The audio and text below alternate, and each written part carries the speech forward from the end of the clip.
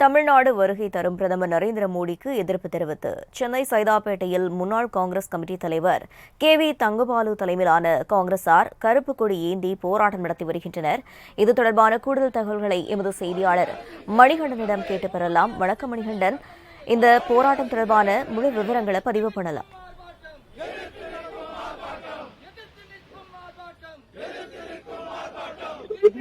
திறப்பதற்கும்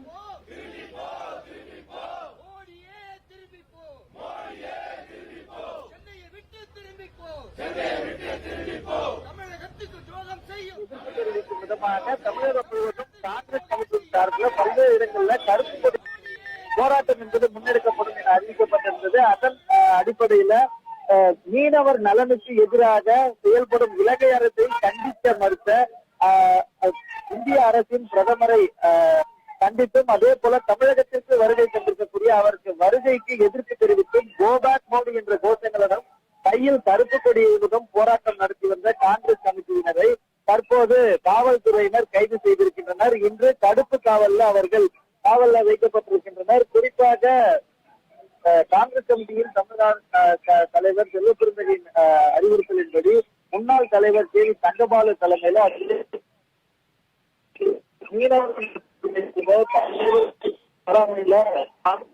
உள்ளிட்ட சட்டமன்ற முன்னிலையில இந்த போராட்டம் நடைபெற்றது. 100க்கும் மேற்பட்ட காங்கிரஸ் கட்சியினர் கருப்பு உடைகளை ஏந்தி கருப்பு கொடியை ஏந்தி கோபேக் மோடி என்ற கோஷத்துடன் போராட்டம் நடத்தி வருவதை நம்மால் நேரலையில நமது ஒளிப்பதிவாளர் நிஷாந்த் காந்திக்கும் காட்சிகளை நம்மால பார்க்க முடிகிறது. பலத்த காவல்துறையினர் பாதுகாப்புடன் தற்போது தடுப்பு காவல்ல போராட்டத்தில் ஈடுபட்ட அந்த 100க்கும் மேற்பட்ட காங்கிரஸ் கட்சியினர் கைது செய்யப்பட்டிருக்கின்றனர். அவர்கள் இன்று முழுவதும் தடுப்பு காவல்ல வைக்கப்படுவார்கள் என்றும் தெரிய வந்திருக்கிறது.